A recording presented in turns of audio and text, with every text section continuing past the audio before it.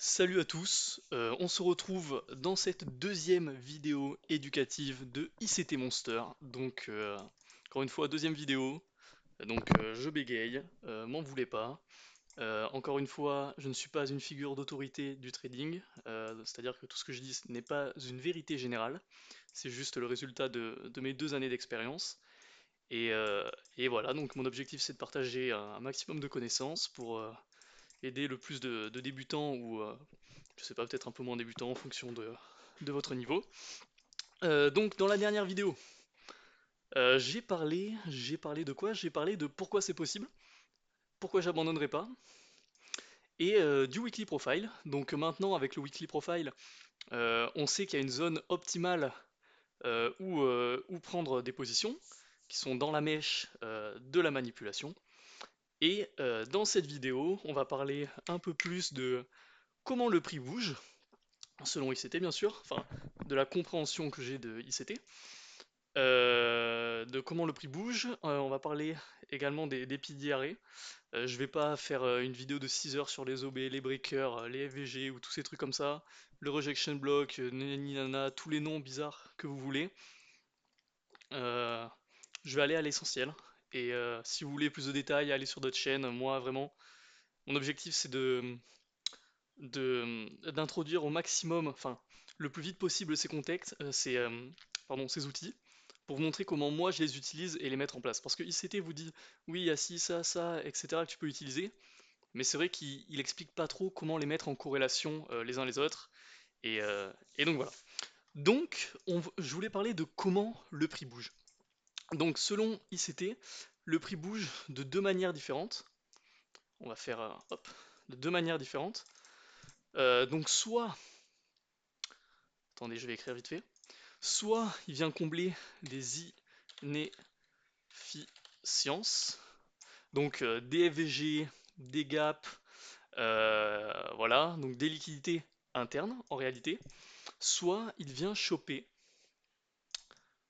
des liquidités externes. L externe, j'ai un peu la flemme d'écrire, liquidités externes. Donc maintenant qu'on sait ça, enfin on sait ça, je vais lister quelques inefficiences, etc. Donc là on a FVG, FVG, gap, tous les PDRA, donc OB, breaker, OB, breaker, FVG, après peu importe le nom, etc. Je vais vous montrer un peu plus sur les graphiques. Donc toutes ces choses-là. Et les liquidités externes qui peuvent être des highs, des anciens lows, des trendlines, des equals. Et après je vais vous montrer... En fait il y a plein de choses à dire. Du coup je vais essayer de me cadrer. Je sais que je parle un peu vite et que je me perds un petit peu dans ce que je dis. Donc je vais essayer de rester assez clair. Donc voilà, donc on a vu les inefficiences, bon, on a vu, bon après je vais pas vous montrer un FVG, si vous savez pas ce que c'est, regardez des vidéos, c'est l'écart entre deux bougies, et là vous pouvez voir que, regardez, le prix fait une expansion ici, il revient combler ce FVG, de cette liquidité externe, pardon, de cette liquidité interne, donc le FVG, il s'en va choper la liquidité externe ici, en fait c'est comme ça que le prix bouge. Le prix bouge, va de liquidité interne à externe, donc de ce FVG là, boum, où il va choper cette liquidité externe ici, et une fois qu'il a pris cette liquidité externe ici, vous voyez que boum, il revient dans une liquidité interne, et donc là on peut considérer par exemple cette OB ici. Donc hop, hop. On a une sorte de cycle comme ça, qu'on peut observer. Donc liquidité interne à liquidité externe, etc. Après je vous montrerai moi les conditions qui font que on va réagir au sweep de telle ou telle liquidité. Par exemple, pourquoi ici, comme je vous avais dit, j'ai pris une vente ici parce que ça respectait mes confluences qui font que pour moi, c'est une zone où il y a beaucoup de liquidités. Voilà, euh, ok. Donc on a vu pourquoi le prix bouge, donc vers des liquidités internes ou liquidité interne, externe, externe, interne. Et voilà, donc c'est assez visible sur les bougies daily, où par exemple, regardez, là on sweep regardez, cette bougie-là, elle sweep cette bougie ici, hop, ça sweep, boum, ça va de l'autre côté, donc externe, interne dans le FG. Dans le FG, boum, on réagit un peu, tu vois, on réagit ici. Là, on sweep cette liquidité externe de cette bougie daily, et ainsi de suite. Donc voilà. Ok, ok. Ben, c'est qu'en fait, je parle peut-être un peu trop vite, j'ai l'impression. Est-ce que je devrais détailler un petit peu plus les breakers, etc. Mais je pense pas, parce que maintenant on va parler. Donc là, on sait comment le prix bouge, mais pourquoi le prix transperce des zones et ne transperce pas d'autres zones. Donc on va parler des high resistance. Attendez, hop. Les endroits high resistance et low resistance. C'est-à-dire que nous, on va vouloir se placer sur des endroits high resistance, donc qui ont, par exemple comme ici, qui ont potentiellement plus de liquidité à aller chercher derrière, parce que, regardez, imaginons, là ça sweep, ok, là ça sweep, donc là on avait des SL, et à l'instant du sweep, ok, au moment où ça sweep, ok, ce high ici est high resistance, et donc on peut chercher une vente dans ce sweep, ok, après en fonction de, je vous expliquerai moi mes patterns d'entrée, mais tu vois, rentrer ici c'était vraiment une super position. Donc nous, qu'est-ce qu'on veut? Comme j'ai dit, on veut se placer sur un endroit high résistance pour aller choper du low résistance. Donc low résistance, c'est là où il y a de la liquidité, donc là où il y a des stop loss. Là, tu vas me dire euh, où, où étaient les stop loss là-dessus. On va aller un peu plus en interne. Donc là, pareil, je ferai des vidéos spéciales sur des petits tips, les choses que j'ai remarquées. Là, vous voyez, il y a un sweep, deux sweeps. Souvent, quand il y a trois highs qui suivent comme ça, on distribue après. Tu vas me dire pourquoi. Ça sweep pas mal. Et donc là, qu'est-ce que je voulais vous montrer? Je voulais vous montrer le low résistance. Et ben là, le low résistance, c'était assez clair, puisque on avait des equals ici, ok, des equals ici, et on en avait également. Bon là, on sweep, mais avec celui-là, ça en fait un autre. Et ce qui était intéressant de voir, regardez, ben là, il y en avait ici, c'est qu'en fait, on avait une sorte de market maker model. Je ferai potentiellement une vidéo dessus aussi. Mais ce qu'il faut comprendre, le market maker model, c'est qu'on a une accumulation euh, d'origine où on ne vient pas vraiment prendre la liquidité. Ok, là tu vas me dire, mais si on l'a pris ici, mais à l'échelle de toute cette liquidité, on ne l'a pas vraiment prise. Il en reste beaucoup, quoi. Euh, une deuxième, euh, une deuxième accumulation, souvent on a deux accumulations, on peut en avoir plus.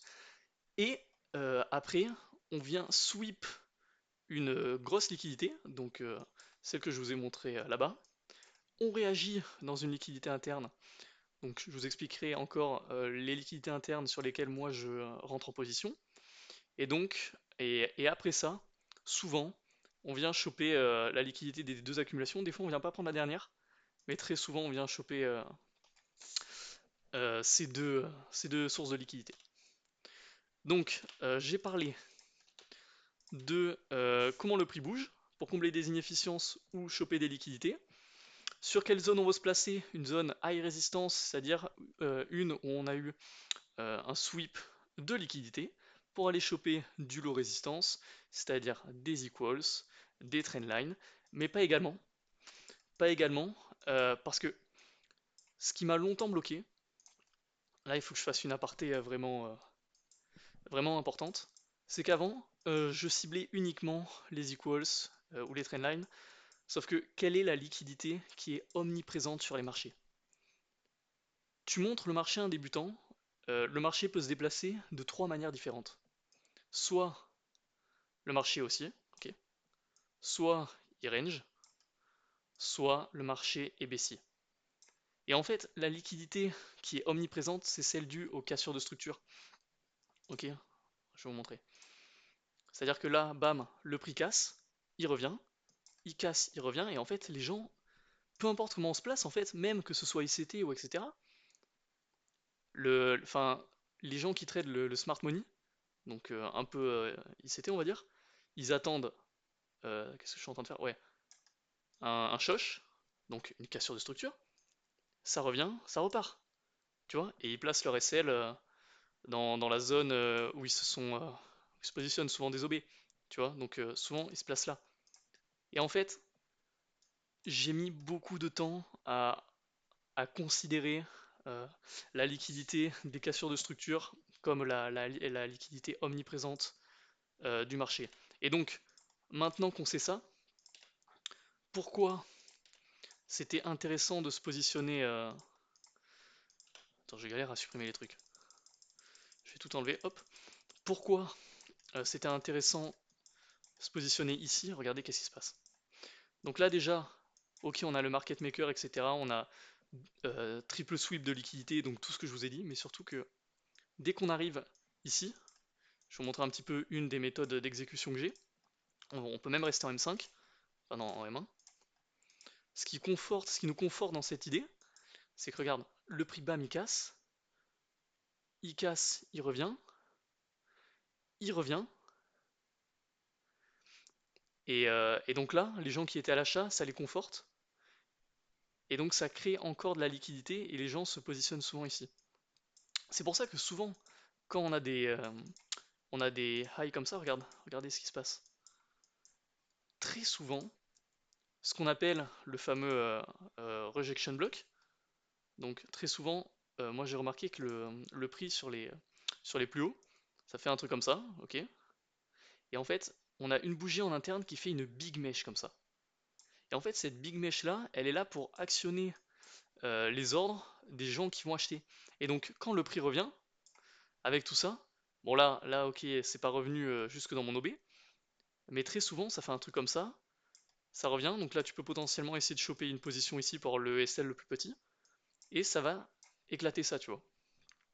Donc ça j'en parlerai un peu plus plus tard, là c'était pas l'objet de la vidéo encore, mais voilà. C'est vrai que je m'éparpille un peu beaucoup, je me rends compte maintenant. Donc j'ai parlé des différents PDRE, de comment le prix bouge, sur quoi on veut se placer un endroit high résistance, vers du low résistance. Ouais, je vais faire un dernier point avant d'arrêter cette vidéo, parce que ça fait quoi? Ça fait 12 minutes que je parle un peu dans le vide. Euh, Avant, je considérais que les points high résistance, c'était quand on avait sweep une liquidité il y a longtemps. Ok, donc c'est-à-dire que, je sais pas, ouais, on peut considérer ici. Là, je vais me dire, ok, j'ai sweep ici. Ok, j'ai sweep ici, ça a cassé la structure CHR, mais comme je vous ai dit, à partir du moment où même si ça fait ça, boum, ça casse la structure. Donc là, ça casse la structure. Si ça revient et ça fait une réaction, ce n'est plus high résistance. Ce n'est plus high résistance, pourquoi? Parce que tous les mecs qui tradent le SMC sont rentrés et sont positionnés ici. Tout le monde a vu cette cassure. Tu vois, ici, tout le monde l'a vu cette cassure. C'est pour ça que le buy qui était optimal, c'était après le sweep de cette liquidité. C'est-à-dire que tu casses, hop, regarde, tu reviens pile dans cette OB ici. Attends, hop. Pile dans cette OB ici. Tu sweep, tu vois, regarde, ça va pas chercher loin, hein. Tu sweep, et là il y en a plein qui me diraient, pardon, qui me diraient, ouais, mais regarde, ici ça fait des equals, etc. Ouais, mais où sont placés les gens? Les gens, regarde, ça casse ici, ça revient, donc tous les gens sont placés ici, ça sweep, donc là c'est high resistance, et là tu vas me dire, pourquoi, pourquoi je rentre pas ici et là? Il faut regarder une question de timing, 20h, hors kill zone, 6h, 7h, 8h, et là regarde, là tu aurais pu profiter du truc, à ce niveau-là. Et là tu vas me dire, quel était le low résistance? Là encore une fois, peut-être qu'en allant en LTF on va voir d'autres choses, mais là c'est pas l'idée de la vidéo comme je vous ai dit. Et donc, pour faire simple, oui, ok, je regarde les trainlines comme là, etc. Mais moi maintenant, ce que je considère vraiment comme une liquidité et sur quoi je veux rentrer, si je dois résumer au maximum cette vidéo, c'est rentrer après un sweep d'une vraie liquidité. Donc, dans ce cas-là, ça casse la structure, ça revient, ça sweep. Là, on est à résistance. Et donc, j'essaye de rentrer sur des positions avec des SL petits. Et là, pareil, tu vois, regarde. Pourquoi je suis rentré ici? Exactement la même. Hop. Donc là, ça casse la structure. Ça revient. Là, tu vas me dire pourquoi tu considères que c'est une zone de liquidité. Potentiellement ici. Tu vois? Pourquoi ici tu considères qu'il y a des SL? Parce que regarde, en fait, la réaction, elle a été tellement forte qu'elle a induit une cassure de structure. Et donc, les gens, qu'est-ce qu'ils voient? Cassure de structure. Quand ça réagit, ça casse la structure.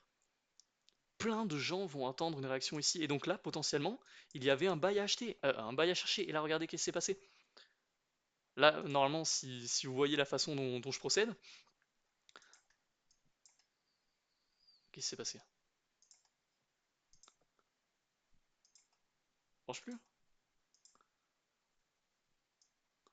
Wesh, qu'est-ce qui se passe? Attendez. Bon, c'est pas grave, on va regarder en H1, qu'est-ce qui se passe? C'était où? Ouais, c'était là.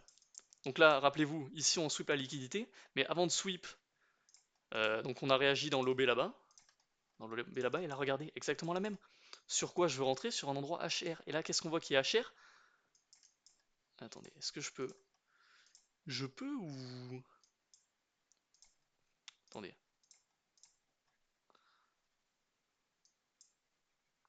Bon, voilà, ok. Et là, regardez, qu'est-ce qui se passe? Bon, là, je suis en H1, mais exactement la même.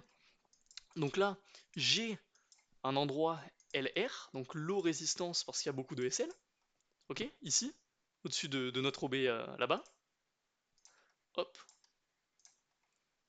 Là, on casse la structure, on revient, et regardez, pile à l'ouverture de la kill zone. Regardez, comment c'est... Donc, on va aller dans une TF où il n'y a pas trop de bruit. Regardez qu'est-ce qui se passe ici. Ici, on casse la structure, on revient. Regardez, on revient ici, on offre une réaction. Là, regardez, ici, ça casse la structure en interne. Donc là, je me dis, ok, il y a des SL ici. Donc si on sweep, qu'on prend les SL ici, potentiellement chercher un achat, tu vois. Et c'est pour ça que les kill zones sont super importantes. Regarde, où est-ce qu'on fait la manip? Pile à l'horaire de la kill zone. Et là, on peut rester en M5. Regardez, on sweep, on offre de la contrepartie. C'est-à-dire qu'on casse pas la structure. Et moi, c'est ce que j'aime. Enfin, c'est ce que j'aime. C'est, on prend une liquidité, comme je vous ai dit, à partir du moment où il y a une cassure de structure et un retour, pour moi, c'est plus high résistance. Et donc là, on sweep, on offre une réaction, et là, potentiellement, il faut voir en M1 ce qu'il y a. Regardez. Là, dans tous les cas, enfin dans tous les cas, on sait potentiellement que cet endroit est high résistance, donc soit tu attends que ça remonte et tu rentres ici, tu vois, en un SL ici, soit regarde, attends, est-ce qu'on sweep l'OB? Attendez, je vais juste voir si on sweep l'OB. On sweep pas l'OB, donc là, quand tu vois qu'on sweep pas l'OB, ça fait exactement le même schéma. Tu vois, c'est-à-dire que là, hop, donc là c'est l'OB, le prix fait sa vie, boum, il réagit ici. Donc là, c'est exactement ce qu'on a ici. Potentiellement, attendre un sweep, tu vois. Et là, ça aurait été l'entrée optimale, et tu vois que c'est ce qui s'est passé là. Mais c'est vrai que si tu rentres directement ici, ça suffit. Je vais juste voir si en M5 ou en M3, on n'a pas un truc plus intéressant. Et après, je pense que je vais arrêter la vidéo parce que ça fait... Je me suis un peu trop éparpillé. Et donc là, soit tu vas d'abord chercher ici, et après tu peux laisser ton partiel potentiellement jusqu'à ta liquidité finale. Et après, c'est pour ça que j'ai pris la vente de l'autre côté, parce que ça a créé de la liquidité. Donc attendez, encore une fois, je dis un peu n'importe quoi.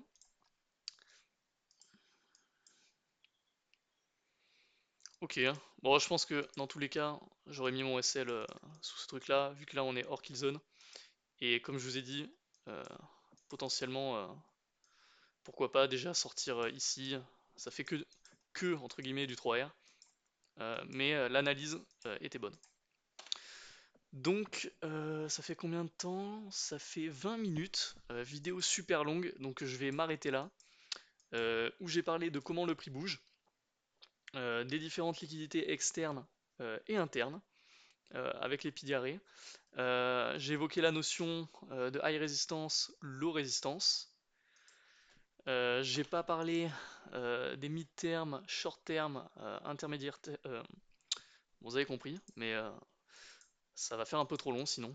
Donc j'espère que c'était un peu mieux que la première vidéo. Euh, donc là, encore une fois, je suis en train juste de lister les concepts et j'ai pas vraiment fait de. Je vous ai pas encore dit comment je les mettais en application, même là. Même si là, vous commencez à comprendre quelle liquidité j'attends. J'ai pas encore parlé des liquidités internes sur lesquelles j'attends potentiellement un retour, ni de mes exécutions, mais vous avez compris quelle liquidité j'attends qu'on sweep pour entrer. Et quelle liquidité également je cherche à choper. Donc voilà, je vais m'arrêter là-dessus. N'hésitez pas en commentaire à me dire ce que je peux améliorer, parler moins vite, je sais, euh, mais voilà. Et ben moi je vais vous laisser là-dessus et, et à la prochaine.